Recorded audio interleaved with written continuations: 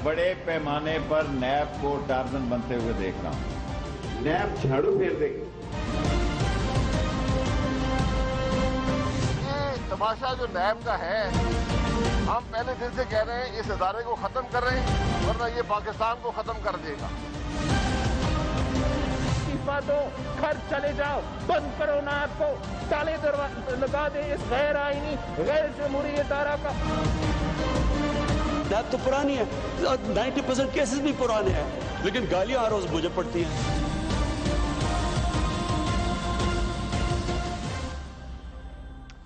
अस्सलाम वालेकुम, आप देख रहे जमहूर फरीद रईस के साथ।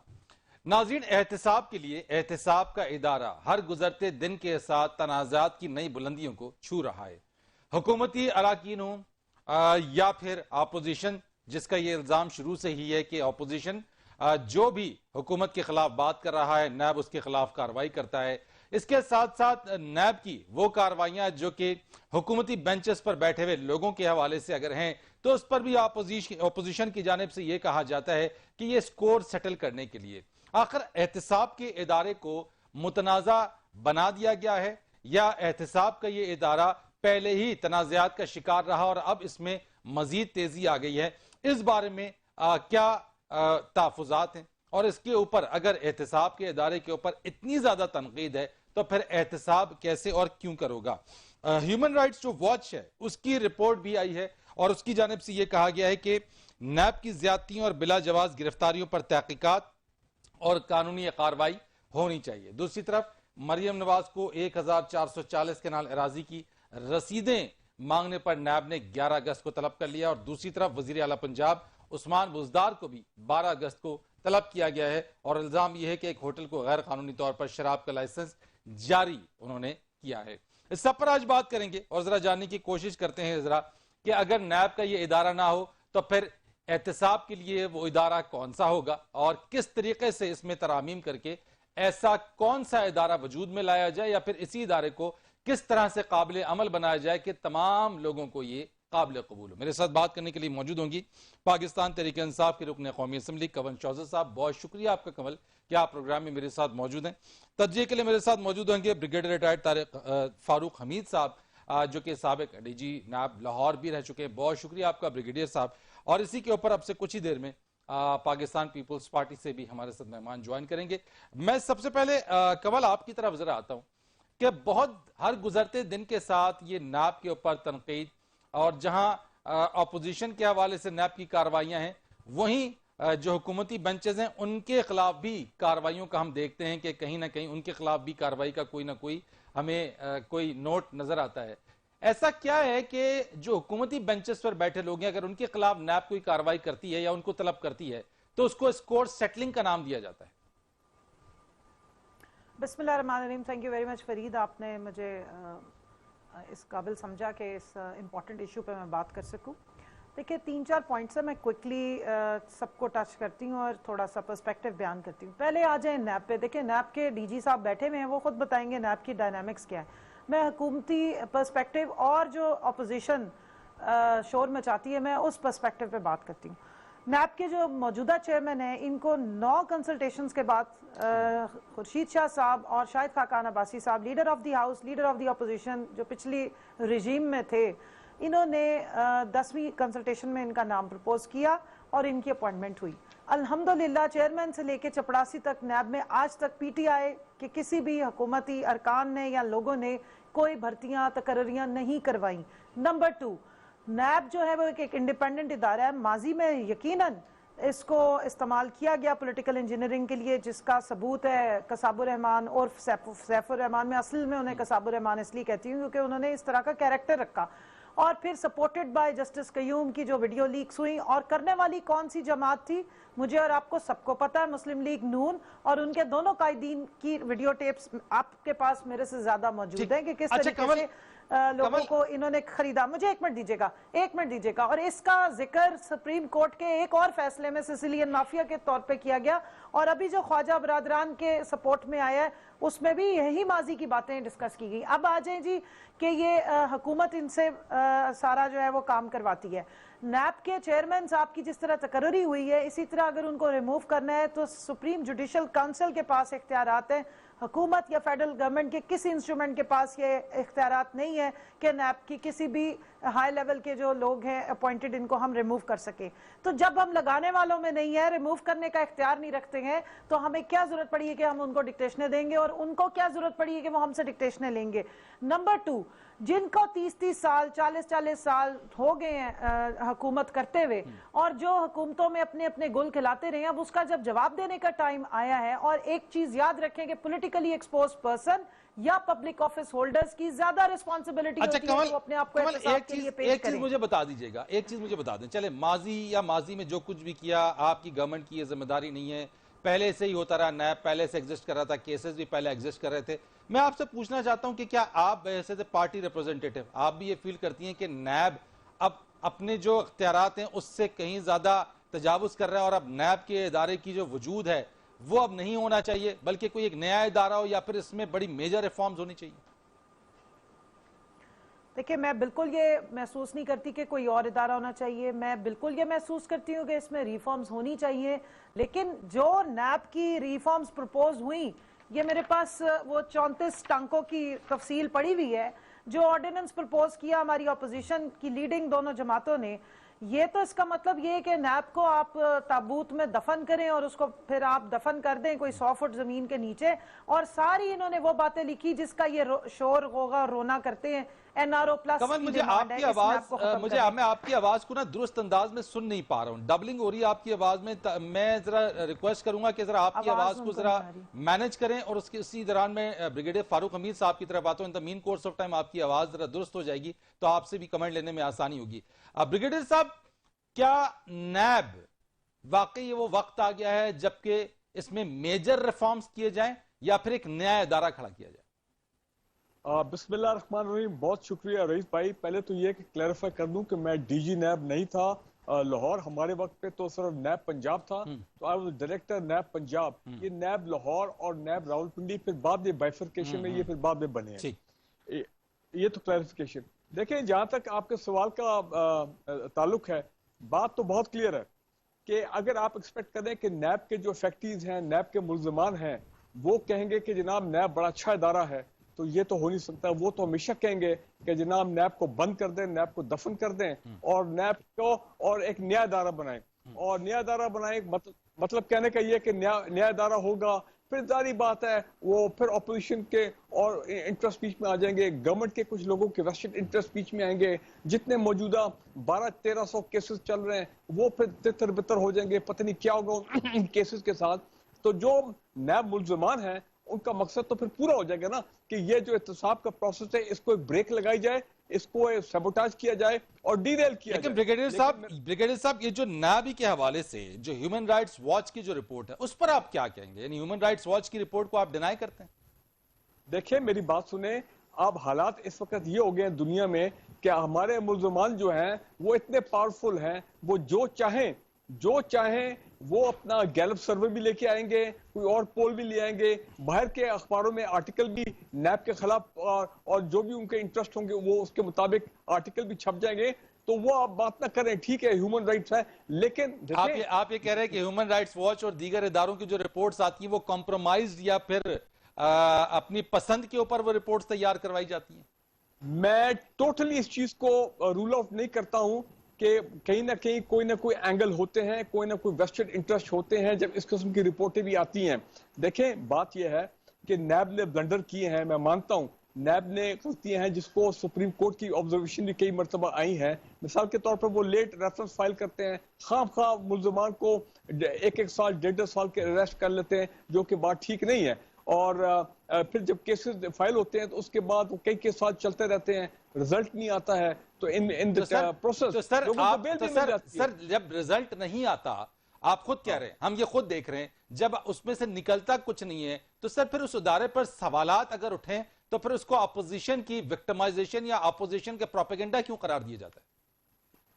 देखिए फिर भी बात है, चाहे ऑपोजिशन हो चाहे गवर्नमेंट के लोग हैं, हमेशा मुल्जमान कहेंगे जी हमें इलीगली हमें टारगेट किया जा रहा है, हमें पॉलिटिकली विक्टिमाइज किया जा रहा है, पॉलिटिकल इंजीनियरिंग की बात की जाएगी। लेकिन सर नैब तो फिर मौका फराहम कर रहा है सर, वो तो देखिए ना, अगर मेरे खिलाफ देखें अगर कोई जेन्युइनली भी किसी पर सर इल्जाम हो, वो भी उसको एक्सेप्ट नहीं करता, लेकिन अगर उस इल्जाम को प्रूव करने में और उसमें से जब कुछ निकलता नहीं है, ऑटोमेटिकली फिर ये तासुर जाता है कि उसके खिलाफ इंजीनियरिंग हो रही है या पॉलिटिकल विक्टिमाइजेशन हो रही है।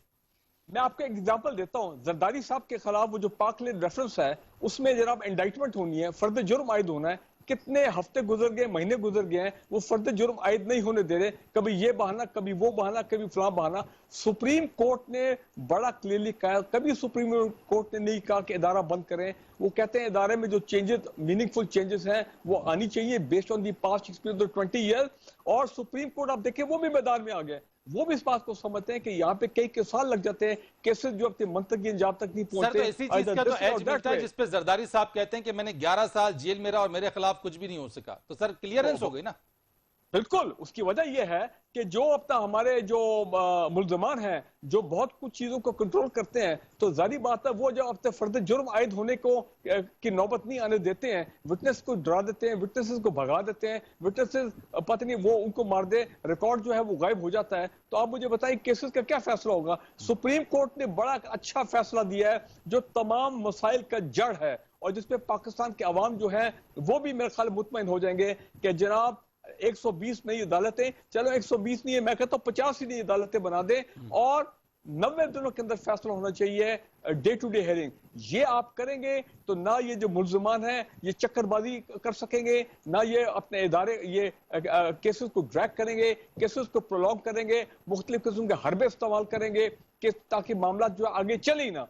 तो जब day to day hearing sir, लेकिन वो आपकी बात दुरुस्त है सर, लेकिन फरिश्ते आसमान से कतन नहीं उतरेंगे सर, ये हमने ही करना है। ये वो जो लोग हैं, अब मैं कमल आपसे जरा पूछता हूं इसी बात को। शाहिद खाकान अब्बासी साहब तो कहते हैं कि ये कोई एक पार्टी नहीं कर सकती है। आपकी पार्टी, आपकी जमात को माशाल्लाह कोई 2 साल अब हो गए हैं आपको इख्तिदार में आए हुए, इन 2 बरसों के अंदर आपका किरदार, और फिर अगर ये एक पार्टी नहीं कर सकती तो दीगर पार्टियों को कैसे मिलाएंगे आप? कोई तो सोल्यूशन निकालना पड़ेगा इस नैब की रिफॉर्म्स के लिए।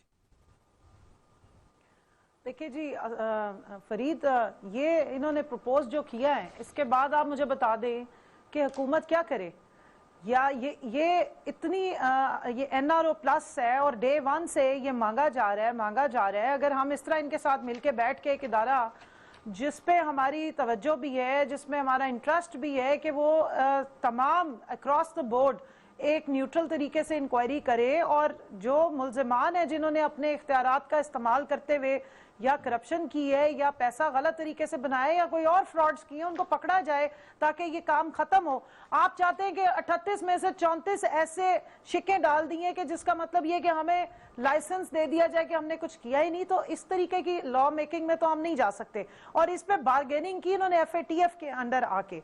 तो ये तो एक चार्जशीट है और एक ओपन आपके सामने एविडेंस आ गया है कि ये क्या चाहते हैं। इसलिए मैं शाहिद खाकान अब्बासी साहब माजरत के साथ उनकी बातों को बिल्कुल यहाँ पे ना सीरियस ले रही हूँ, ना उनको वेटेज दे रही हूँ, क्योंकि जो बंदे इस किस्म की चीजें भेजें उनका क्या कौमी इंटरेस्ट हो सकता है, वो अपने मफादात। अच्छा, लेकिन ये रिफॉर्म आपने मेरे से पहले सवाल किया, मुझे 1 मिनट दीजिएगा, मैं 1 मिनट मुझे दीजिएगा। देखें, सुप्रीम कोर्ट ने बिल्कुल राइटली पॉइंट आउट किया, रूल्स ऑफ बिजनेस जिस तरह होते हैं उसी तरह ऑर्डिनेंस के अंडर जो रूल्स हैं वो अभी तक डिफाइन नहीं हुए हुए। 21 साल गुजर गए हैं, और अगर नैब वो खुद बनाती है और फिर फेडरल गवर्नमेंट उसको अप्रूव करती है, तो अब ये चीजें ठीक उन्होंने पॉइंट आउट की हैं। और मेरे ख्याल में ये अगर हो जाता है, और नैब के जो एक जरूरी कैपेसिटी बिल्डिंग की जरूरत है, प्रोसिक्यूशन इंप्रूव करने की जरूरत है, इनको फैसिलिटेट करने की जरूरत है, नैब को खुद प्रोएक्टिवली अब एज ए इदारा अपने आप को प्रूव कर रहा है, क्योंकि सवालात तो फिर अल्टीमेटली नैब पे उठते हैं। चाहे आप हुकूमती लोगों को बुला रहे हैं, चाहे अपोजिशन से बुला रहे हैं, मकसद सारा ये कि रूल ऑफ लॉ में हुकूमत या अपोजिशन नहीं देखा जाता, उसमें मुजरिम और मुल्जिम देखा जाता है। अगर किसी ने गलती की है, चाहे मैंने की है, चाहे किसी और ने की है, चाहे शायद खाकान अब्बासी ने की है, मैं अपना जो भी इस वक्त का स्टेटस है उसको साइड पे रखूंगी और जवाब दूंगी। इन तमाम चीजों से बचने के लिए चले हम इसको एक तरफ रख भी लें कि जो अपोजिशन के लोग हैं वो उसको प्रोपेगेट भी कर रहे हैं कि जी उनके खिलाफ इस्तेमाल हो रहा है, लेकिन अगर इसमें रिफॉर्म्स ही करनी है और एक पार्टी नहीं कर सकती है, तो बाकी पार्टियों को मिलाने के लिए आपकी गवर्नमेंट ने क्या संजीदा कोशिश की? देखिए, मैं पहले तो एक चीज प्रपोज करूंगी कि नैब को अपनी क्लिनजिंग अब खुद करने की जरूरत है। डीजी साहब को और जो टॉप लेवल पे चेयरमैन साहब बैठे हैं उनको देखना चाहिए कि नैब के अंदर कौन सी काली भेड़ें हैं। क्या वजह है कि प्रोसिक्यूशन, जो पूरी दुनिया को पता है कि ये केसेस हैं और इतने बड़े बड़े फ्रॉड हुए और करोड़ों के नहीं, अरबों के नहीं, खरबों के पैसे लूटे गए, जिस वक्त उसका केस जाता है कोर्ट्स में तो कोर्ट्स मजबूर हो जाती हैं कहने के लिए कि आप कैसी वीक प्रोसिक्यूशन लेकर आए हैं। और किसकी सुबकी होती है? सबसे ज्यादा सुबकी तो नैब की होती है और उसके बाद हमारा अकाउंटेबिलिटी का सारा नैरेटिव बर्बाद हो जाता है। तो पहले खुदारा क्लिनजिंग करें, देखें कि इन्होंने कौन कौन से लोग आपके अदारे में अपॉइंट कराए हुए जो इनको फैसिलिटेट करते हैं और इनको चैंपियंस बना के बाहर निकाल देते हैं। ये कभी हो सकता था? मुझे बताएं कि अगर हुकूमत चाह रही होती और यहाँ पे अकाउंटेबिलिटी हुकूमत की मर्जी पे हो रही होती तो इनमें से कोई बाहर निकल के दिखाता। मैं आज भी चैलेंज करती हूँ कि 3 महीने के बाद ये डबल एक्शन ब्राइट से धुल के जो बाहर निकल के चैंपियन बनते हैं और ये इस तरह विक्ट्री के निशान बनाते, ये 11 साल फिर ये भी ना निकल के दिखाते अगर यहाँ सैफुर रहमान बैठे हुए होते। लेकिन नैब की जो शॉर्ट कमिंग्स है, जो लकूनाज है, उसको एड्रेस करना है। और उसके लिए अभी तो ये इन दो पार्टीज जो लीडिंग है, इनकी बदनीयतियां आपके सबके सामने आ गई। एनआरओ प्लस का ये मेरे पास डॉक्यूमेंट है। इस सूरत हाल पे हम इनको क्या बुलाएं, क्या कंसल्टेशन करें? लेकिन नैब ने जो केसेस फ्रेम किए, कमल, जो केसेस नैब ने फ्रेम किए, उससे आउटकम भी तो कोई नहीं निकला ना। वही तो मैं आपको कह रही हूं। देखें, नैब कर रहा है और वो मान रहे हैं डीजी साहब के उसमें इश्यू आ रहा है, उसकी कैपेसिटी का सीरियस इश्यू है। अब अगर वो उनके फारूक एच नाइक साहब हो गए या वो ख्वाजा हारिस साहब हो गए, करोड़ करोड़ रुपया वो ले रहे हैं लेकिन कैपेसिटी की जो बात की है, लेकिन अल्टीमेटली जब तक वो कैपेसिटी बढ़ेगी नैब का प्रोसिक्यूटर सुबह के टाइम डेली पे चढ़ के जा रहे हैं तो वो बेचारा, वो तो एक्सप्लॉइट कर रहे हैं आपके अगेंस्ट में। देखिए, वो एक्सप्लॉइट बेशक करते रहे, लेकिन जब भी सिसिलियन माफिया के अगेंस्ट और इदारों को फ्री किया जाता है, वो अपना एक ड्यू कोर्स है वो लेता है। और मैं समझती हूँ कि ये टाइम है नैब को, अब सुप्रीम कोर्ट ने भी बात की है और जो इन्होंने 120 अकाउंटेबिलिटी कोर्ट्स बनाने की बात की है, उसका मकसद ही है कि 3 महीने के अंदर जितने 1150 केसेस पड़े हैं पेंडिंग, उसमें जिसने चैंपियन बनना है बनाए उसको चैंपियन, और जिसको कन्विक्शन करानी है कराएं उसको, और खत्म करें इस मामले को और आगे चलें। तो ये बेस्ट टाइम है कि रिवैम्प किया जाए, क्लिनजिंग की जाए। जहां तक नैब के ऑर्डिनेंस में जरूरत है कंसल्टेशन की और जहां पे तरमीम की, वो अब हुकूमत और अगर अपोजिशन साथ बैठेगी तो हम अवाम को अब दिखाएंगे और एक चीज बताएंगे, बंद कमरों में कुछ नहीं होगा। अब बंद कमरों में अगर होता है तो ये सामने आता है, ये आपके सामने मैं लेकर बैठी हुई हूँ, कहेंगे तो पढ़ के सुना दूंगी। इसके ऑर्डिनेंस में अगर इसके अंदर तरमीम और अपोजिशन साथ बैठेगी, मैं आपसे यही जानना चाहूंगा कि अपोजिशन की जो पार्टीज हैं, अगर वो एक तरफ कहती हैं कि एक पार्टी इसमें तरमीम नहीं कर सकती है, तो क्या आपकी तरफ से अपोजिशन को साथ बिठाने की कितनी कोशिश की गई? कमर्शियल ब्रेक लेते हैं, ब्रेक के बाद बात करेंगे।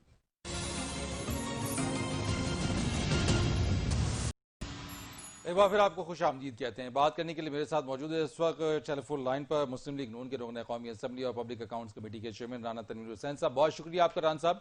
ये फरमाइएगा, जो हम गुफ्तगू कर रहे थे नैब के हवाले से, और ये बात सामने आई है ब्रेक पर जाने से पहले कि चूंकि एक पार्टी इसकी रिफॉर्म्स में किरदार अदा नहीं कर सकती, सबको मिलकर बैठना है। लेकिन कमल शहजोब साहिबा ये कहती हैं कि अपोजिशन इसमें संजीदा नहीं है, यानी वो गफ्तन नशिस्तन बर्खास्तन की पॉलिसी इख्तियार की हुए, यही वो वजह है कि इसमें वो मेजर रिफॉर्म्स नहीं आ पा रहे।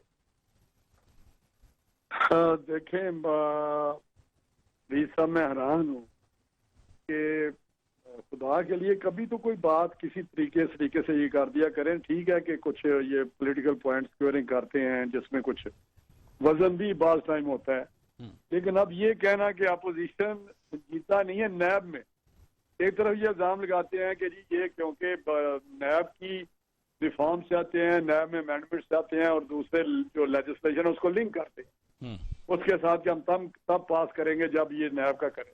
ये पिछले दिनों में आपने सुना शाह महमूद कुरैशी साहब का 1.5 घंटे की तकरीर, वो सारा लिंक बना रहा था नैब के ऊपर हमारा फोकस है, लाज हम चाहते हैं चेंज हो, तो इसलिए हमारे साथ ये जो नेशनल इंटरेस्ट में लॉ बनाने हैं फेफट का वो नहीं बना रहे, हमारे साथ तामन नहीं कर रहे। ये सब के सामने है। मैं 1.5 साल खुद एंगेज रहा हूँ कमेटी में इनके साथ, मैं बिल्कुल ये रेडिकुलस है ये जो बात कर रहे हैं, और उनका बिहेवियर भी कि ये आते थे, एक कमेटी मुकर्रर होती थी, प्राइम मिनिस्टर मुकर्रर करता था, जब डिस्कशन होती थी और उसमें फारूक नसीम साहब भी होते थे, तो फिर कहते थे जी ठीक है ये तो चीजें हम मान गए आपकी, लेकिन हमें ऊपर से पूछ लेने। फिर कहना ठीक है जी, फिर महीने बाद कोई 1.5 महीने बाद मीटिंग होनी, ये ऊपर से पूछा जी, तो वो कहता है जी हमें ऊपर से पूछ लेने। ये मैं आपको बता रहा हूँ। तो सर हर्डल क्या है? राना साहब मुझे ये बताइएगा, आपने बात नहीं सुनी कि उन्होंने कहा जी हम ऊपर से पूछ लें, कि जी। प्राइम मिनिस्टर से पूछ लें। अच्छा, प्राइम मिनिस्टर ने कहा कि जी ठीक है, वो कमेटी आके आने लगी, वो कहता है जी मुझे भी ऊपर से पूछ लेना। चले, नहीं, ये कौन कहता और है? ये प्राइम मिनिस्टर कहते हैं कि मुझे भी ऊपर से पूछ लेने दें। मुझे नहीं पता उन्होंने कहाँ से पूछना होता है, लेकिन ये मैं बात बता रहा हूँ जो वो बात करते थे। नहीं, ये प्राइम मिनिस्टर को आप कोट करें, इमरान खान साहब को? मैं उस कमेटी को कोट कर रहा हूँ जो वो हमें आगे बताते थे। अच्छा, इसमें सीनियर वज़रा होते थे। फिर फाइनली कोई साल बाद हमने कहा जी आप बड़े गैर संजीदा आदमी, हमें बुला लेते हैं, 1.5 घंटा हमारा 4 घंटे जाया करते हैं, आप करते क्या है? फिर असद उमर साहब आए, उन्होंने कहा कि जी मुझे फुली मैंडेट है। प्राइम मिनिस्टर ने कहा जाएं आप करें। ठीक है, उनके साथ बड़ी मीटिंग हुई, लेकिन बीच से कुछ नहीं निकलता। अभी फेवरेट का आया तो इसके साथ इन्होंने ये लिंक किया कि जी ये भी देख लें। तो वहां पे ना कोई हमने अमेंडमेंट दी, ना कोई हमने बात की। हमने सिर्फ, अगर हमारा स्टांस था तो यही था कि नैब को भी देख लें, और जो कम अज कम सुप्रीम कोर्ट या हाई कोर्ट इस्लामाबाद या शरी अदालत ने, इस्लामी नजरियाती काउंसिल ने कुछ सिफारिशात की हैं या जजमेंट दी हैं, आसफ सईद खोसा साहब ने दी हुई है कि 4-5 उन्होंने पॉइंट दिए हुए हैं जजमेंट अपनी में, फैसला, तो उसको देख लें, कंसिडर कर लें। ज्यादा लंबा चौड़ा अगर नहीं भी करना तो उसको नहीं। तो राना साहब, ये जो असद उमर साहब ने जब बात की इस पे कि जी मुझे प्राइम मिनिस्टर का फुल मैंडेट हासिल है, और उस पे तो उसके बाद पेशरफ्त क्या हुई आगे इस नैब के कुछ भी नहीं होता। आपको नहीं पता कि मैं और मिसालें भी दे देता हूँ।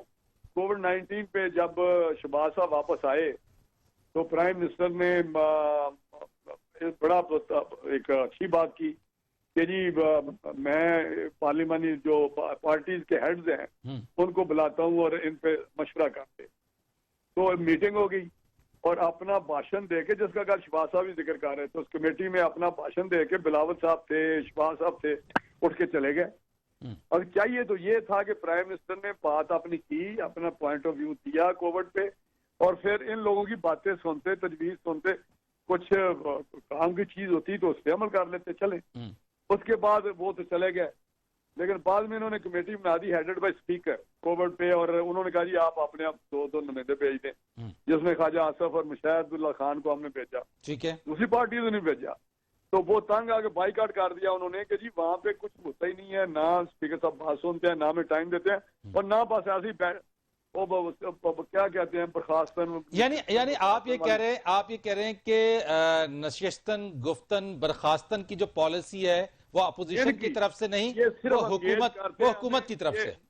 ये सिर्फ एंगेज करते हैं हमें कि ताकि पब्लिक को हम बताएं कि हम इनके साथ बात कर रहे होते हैं, लेकिन एंड ऑफ द डे मैं ऑनेस्ट उगाड़ कहता हूँ उसमें कुछ नहीं निकलता। ठीक है, हम तंग आ गए। हम पीछे तो इसलिए ख्वाजा आसफ ने तकरीर की थी कि आज के बाद हम आपके साथ, गवर्नमेंट के साथ कोई बात नहीं करेंगे, हमारा राब्ता मुनक़ता हो। चले, ये तो लेकिन सर सियासत में सर ये हम भी जानते हैं कि कोई चीज हरफ़े आखिर नहीं है, और बातचीत का दरवाजा हमेशा बात करने लगा हूँ, हमेशा खुला रहता है। फिर हम एंगेज हुए उनके साथ अपनी कहने के, वो एक स्टांस लेने के बावजूद। तो ये जो अमेंडमेंट्स कल हुई हैं उसमें उन्होंने कुछ अमेंडमेंट्स डाल के कोई बिल पास किया जो जॉइंट सिटिंग में किया था, उसमें फिर 1-2 में डंडी मार गए। चले, मैं जरा कमल साहबा से बात कर लूं, चूंकि आप भी हैं, कमल साहबा भी हैं, तो ये जरा उनकी तरफ से कहा गया, आपने मजीद क्लेरिफाई कर दिया। कमल, आपने बात सुनी राना तनवीर साहब की, वो ये कह रहे हैं कि जो डिलेइंग टैक्टिक्स है एंड जो स्लोइंग पॉलिसी है ये गवर्नमेंट की तरफ से, हम तो बड़े एक्टिव हैं, हम चाहते हैं, लेकिन गवर्नमेंट इसमें डिलेइंग टैक्टिक्स कर रही है।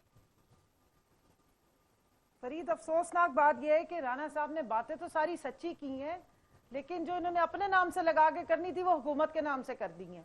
तो मैं जरा क्लैरिफाई कर दूं, ये जो जिस नशिस्तन, गुफ्तन, शुनीदन और बर्खास्तन की ये बात कर रहे हैं, और ख्वाजा आसिफ साहब ने बात की थी, उससे पहले वाली बातें मैं जरा याद करा दूं। ये जो मैं काफी देर से मसवदा आपको दिखा रही हूँ कि बकौल इनके कि हमने तो कोई दी नहीं रिफॉर्म्स, ये रिटर्न इनका ये मसवदा दिया हुआ है। 34 पंचर, जो 34 इन्होंने टांके लगाए नैब के ऑर्डिनेंस में, वो ये सारे हैं, जिसमें इन्होंने डेट दी हुई है कि 16 नवंबर 1999 से पीछे के तमाम केसेस को खत्म कर दिया जाए।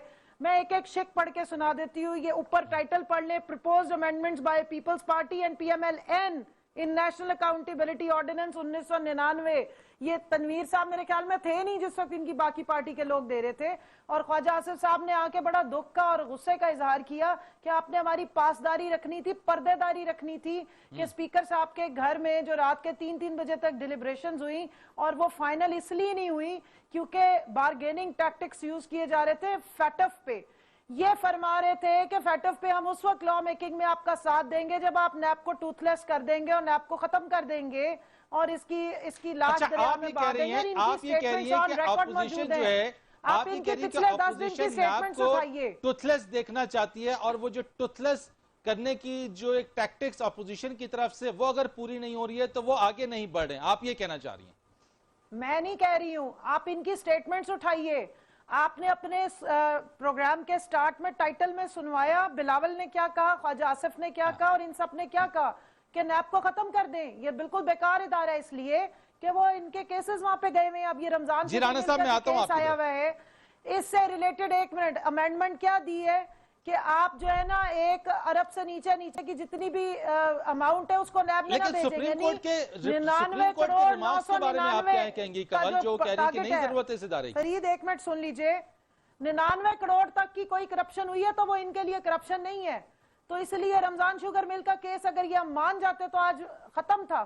यानी जो पब्लिक अकाउंट कमेटी के मैं हैरान हूं कि चेयरमैन है, उनको ये एहसास नहीं है कि आवाम का पैसा अगर गया है, लेकिन अब हाय गुलामी कि अपने आकाओं की इतनी गुलामी करनी पड़ती है कि आप आवाम। अच्छा राना तनवीर साहब इस पे कुछ क्लैरिफिकेशन देना चाह रहे थे, आपने जो बातें की है ना इसी पे ले लेते हैं जरा सा। मैं ब्रिगेडियर साहब आपकी तरफ में आता हूं, मैं आपकी तरफ आता हूं सर, राना साहब की बात ले लो, मैं आता हूं। जी राना साहब, मैं सिर्फ मेरी तरफ से मैं पूछना चाह रही हूँ कि ये 34 अमेंडमेंट पीपल्स पार्टी और पीएमएलएन कोई मेरे दोनों पार्टीज हैं जिन्होंने ये भेजे हैं। मैं शायद उधर नहीं था जब सब्दा दिया, सब्दा जो बहुत पुराना सेनेट में मूव हुआ था, ये 1 साल की बात है, मेरी बात सुनना, 1 या 1.5 साल की बात है। अच्छा आप कह रहे हैं कि कमल साहब के पास जो मुसव्विदा है वो एक, मैं सुन रहा हूँ, मैं अपने आप को भी क्लियर करूँ, आपको समझ आए ना, नहीं ऐसे ना किया करे, ऐसे ना किया करे। नहीं सर, मैं आपकी बात सुन रहा हूँ, मैं सिर्फ अपने आप को क्लियर जरा कर रहा हूँ कि कमल साहब के पास जो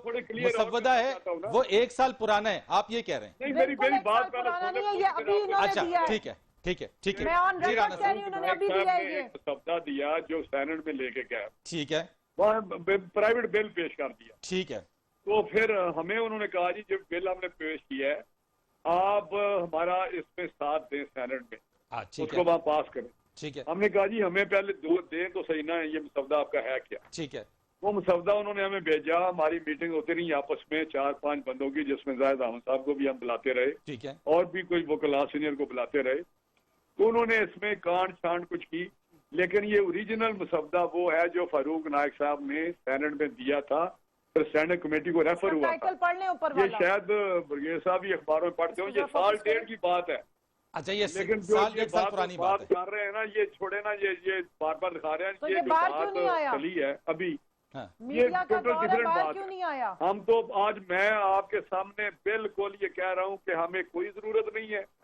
अब ये भी बयान दे रहे हैं कि जी एक इंच भी नहीं, हम आपके इनके वज़रा का बयान था, प्राइम मिनिस्टर इस पे कोई चेंज नहीं लाएंगे, हमें कोई शौक नहीं है। सर ये बात कौन सी गई है, मेरी बात सुन लेना सर, ये हम चाहते हैं कि जो हाई कोर्ट या सुप्रीम कोर्ट, खोसा साहब की तो जजमेंट है, क्या वो ऑब्जर्वेशन नहीं है? ऑब्जर्वेशन तो वो अभी जस्टिस मकबूल बाकर साहब की आई है ना, जो सारी वो जजमेंट आई है, लेकिन खोसा साहब की जजमेंट है, उन्होंने कहा कि CRPC शायद ब्रिगेडियर साहब क्योंकि इनका नैब के साथ कोई वास्ता रहा है, तो उन्होंने कहा कि CRPC की 5 केस पे लागू की जाए, जो ये लेके चल रहे हैं, हम कहते हैं उसकी बात सुन लें, इस्लामी नजराती काउंसिल की बात सुन लें, इस्लामाबाद हाई कोर्ट की सुन लें, ना करें, मैं यहाँ कहता हूँ ना करें, हम नहीं बात करते ना। सर ये आप पर इल्जाम है कि आप नैब को टूथलेस देखना चाहते हैं, आप पर ये इल्जाम है कि आप नैब को टूथलेस देखना चाहते हैं। बताएं हम पे जो तूफान आना था वो 80-90% आगे गुजर गया,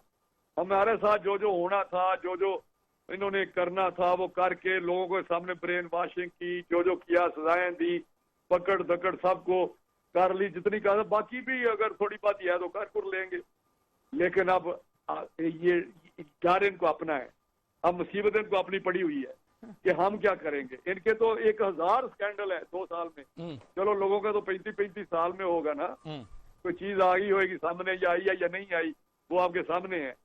किस तरह नवाज शरीफ साहब को कामा पे किया गया, लाइफ डिस्क्वालीफाई। ये यानी आप ये कह रहे हैं कि अब नैब का शिकार जो है वो गवर्नमेंट खुद भी नैब का शिकार होगी। फैसले लिखाया गया। लेकिन मैं कहता हूँ कि हमें कोई शौक नहीं है। ये हमें क्यों कहते हैं कि कभी अगर हमने, चलो इनकी बात मान लेते हैं, ये कहते हैं ये इंटरेस्टेड नहीं है। ये जो मुझे आपने बताया जी, कमल शोजब कहती है कि ये इंटरेस्टेड लोग नहीं है। फिर मुसब्दा आपने एक तरफ मुसब्दा दिखाते हैं, इधर वो कहते हैं ये इंटरेस्टेड नहीं है। अपनी कंट्राडिक्शन खुद ही करते हैं। तो खुदा के लिए ऐसा ना करें। तो ये बड़ा सीरियस मैटर होता है, गवर्नेंस, पार्लियामेंट की लेजिस्लेशन, सारी चीजें। ये तो इस तरह कर रहे हैं जिस तरह को खिलौना नहीं होता है इनको मिला हुआ, इजलास बुला लिया, ना बुलाया ना। चले मैं जरा फारूक कबीर साहब को भी लेता हूँ सर, क्योंकि आप माशाल्लाह से पब्लिक अकाउंट्स कमेटी के चेयरमैन भी है, आप एक रिस्पॉन्सिबल पर्सन है, मेंबर पार्लियामेंट है। कमल साहबा मेंबर पार्लियामेंट है, रिस्पॉन्सिबल पर्सन है फ्रॉम हर साइड, अपनी पार्टी की साइड। फारूक साहब, दोनों रिस्पॉन्सिबल पर्सनालिटीज मेरे साथ हैं। आपने दोनों की गुफ्तगू सुनी है इस चीज के अंदर। सर, दोनों तरफ से इस चीज के ऊपर है कि ना हम डिले कर रहे हैं, ना राणा साहब भी मानने को तैयार हैं कि हम डिले कर रहे हैं। सर, अगर दोनों तरफ से नहीं है तो फिर रुकावट किधर आप देख रहे हैं? देखें फरीद, पहले मैं आपको बता दूं कि जब पीपल्स पार्टी की गवर्नमेंट थी, उसके बाद में पीएमएलएन की गवर्नमेंट आई, तो 10-12 साल इनका आपस में बातचीत चलती रही कि नैब के कानून में कोई रिफॉर्म आनी चाहिए, कुछ चेंजेस अमेंडमेंट्स होनी चाहिए। लेकिन बोथ द पार्टीज जो पावर में थी दोनों, वो अपना कोई किसी कंसेंसस पे नहीं पहुंच सकी। अब जारी बात, अब पीटीआई गवर्नमेंट में आ गई है। अब पीटीआई का आपको पता, वो बहुत ज्यादा, इनका तो इंतखाबी जो स्लोगन है वो तो था ही एहतसाब और ये वो। अब जब जो हमें मीडिया में बात आ रही है, मैं with all respect to Rana Tanveer sahab, हमारे बड़े मोहतरम chairman accounts public accounts committee हैं, और he is one of the very fine people, good people, जिनकी क्रेडिबिलिटी है अपनी पाकिस्तानी पॉलिटिक्स में। तो अगर वो कह रहे हैं कि वाकई 1 साल पुराना डॉक्यूमेंट है, तो वो हमें उनकी बात सुननी चाहिए। लेकिन मेरा पॉइंट अब ये है, अगर ये दोनों पार्टी इस वक्त उनकी भी अगर एक्सट्रीम पोजीशन है, पीएमएलएन की, इनकी अपनी पोजीशन है, और ये किसी कंसेंसस पे नहीं पहुंच रहे, तो बेस्ट तरीका वो है जो चौधरी तनवीर साहब ने आपने बताया, और वो ये कि सुप्रीम कोर्ट भी के पास, या तो फिर सुप्रीम कोर्ट कहे कि जनाब हमारे पास आ जाए और हम आपको बताते हैं कि ये 8-10 अपना अमेंडमेंट्स हैं जो कि नैब के कानून में कर ले। कता कलामी की माजरत चाहता हूं, आप यहीं से शुरू कीजिएगा। हमने माजी में बहुत सारे मामलात ऐसे देखे जो अपने तौर पे वो हम उससे सॉल्व कर सकते थे, पार्लियामेंट में वो रिजॉल्व हो सकते थे, लेकिन जब मामला सुप्रीम कोर्ट जाता है, फिर मामले के जो असरात होते हैं वो आप भी जानते हैं, मैं भी जानता हूँ। मैं आपकी बात मानता हूं, लेकिन देखें ना, फिर ये दोनों पार्टीज हैं, बैठ जाएं और मीनिंगफुल किस्म की अमेंडमेंट्स है लेके आए। मिसाल के तौर पे एग्जांपल दे रहा हूं, अब अगले साल जब इस मौजूदा चेयरमैन नैब का टाइम पूरा होगा, तो leader of the opposition Shahbaz Sharif साहब और प्राइम मिनिस्टर इमरान खान ने दोनों मिलकर मशावरत के साथ नैब कानून के मुताबिक एक नया चेयरमैन नैब लगाना है। तो अगर ये हालात रहे इन दोनों पार्टीज के, तो मुझे बताएं कि फिर ये चेयरमैन नैब के ऊपर इनका कैसा कंसेंसस होगा। ये भी बात जो है ना सोचने वाली है। और इसके अलावा देखें, दूसरी बात यह है कि नहीं, मसला हल कैसे हो ब्रिगेडियर साहब, मसला कैसे हल हो? यानी ये जो आप बात करें, क्या मसला अब ये सुप्रीम कोर्ट के जरिए हल होगा? नहीं, देखिए सुप्रीम कोर्ट वॉच कर रहा है। मैं आपको बता रहा हूं, सुप्रीम कोर्ट ने जब देखा कि केसेस इतने लेट हो रहे हैं, कई साल लटक रहे हैं, उन्होंने एक फैसला दे दिया है गवर्नमेंट को कि लगाएं 120 नई अदालतें और 120 नए जज, और 90 दिन में केसेस का फैसला हो। तो सुप्रीम कोर्ट ने अगर देखा कि उनके कहने के मुताबिक अगर ये अमेंडमेंट्स नहीं हो रही हैं और दोनों पार्टी में एक मतलब मामला रिजॉल्व नहीं हो रहा, तो फिर हो सकता है सुप्रीम कोर्ट जो है वो केस अपने हाथों में ले ले। और फिर जाहिर बात है, फिर जो अमेंडमेंट्स जायज हैं, जो सुप्रीम कोर्ट भी समझता है, तो फिर वो अमेंडमेंट जो है फिर वो तो होंगी, वो फिर डायरेक्शन तो देंगे कि जनाब ये, जैसे वॉलंटरी रिटर्न तो उन्होंने ऑलरेडी सुप्रीम कोर्ट ने कहा हुआ है, उसका प्ली बार्गेन पे मेरे ख्याल उनकी कुछ फैसले हैं, और बिल्कुल जस्टिस खोसा साहब के भी फैसले हैं। और ये जो लेट रेफरेंस दायर होते हैं, इस पे भी अब फैसला आ गया है। लोगों को अरेस्ट किया जाता है विदाउट रेफरेंस, कितनी देर, ये भी बात गलत है। तो काफी चीजें तो सामने नजर आ रही हैं जिनमें जो अमेंडमेंट के काबिल हैं। और मेरा ख्याल है कि अगर ये मामला ऐसे चलता गया, तो मैं आपको बता रहा हूँ, फिर supreme court will take notice, और जब supreme court will take notice, वहां कोई सख्ती भी हो सकती है, और फिर दोनों पार्टीज को रूलिंग पार्टी मानना भी पड़ेगा। कमल, सुप्रीम, क्या मामला हम सुप्रीम कोर्ट में जाता हुआ देख रहे हैं क्या?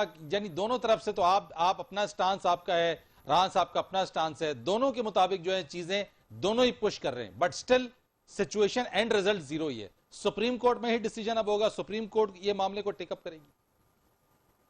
लेकिन मेरा एक सवाल है, अगर आप इजाजत दें मोहतरम राणा तनवीर साहब से जी, एक मेरा एक सवाल, अगर वो लाइन पे है राणा तनवीर साहब।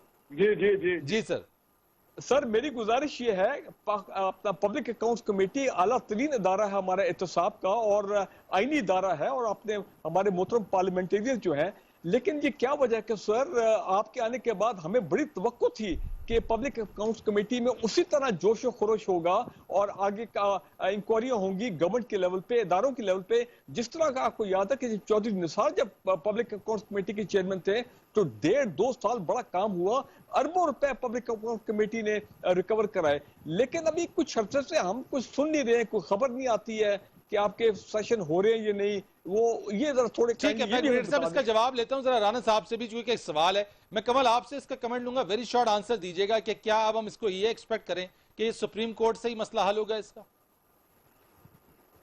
देखिए पहले तो मैं क्लैरिफाई कर दूं, राणा तनवीर साहब ने जरूर 1 साल पहले भी अटेम्प्ट की होगी और ऐसा ही कोई मसवदा दिया होगा, बट जो मैंने आपको दिखाया ये अभी वाला है और ये अभी इन्होंने प्रपोजल्स भेजे थे और ये इस वक्त का एनआरओ प्लस है जो मैं आपको दिखा रही हूँ। किस तारीख का वैसे कमल तो बताइए इस पे।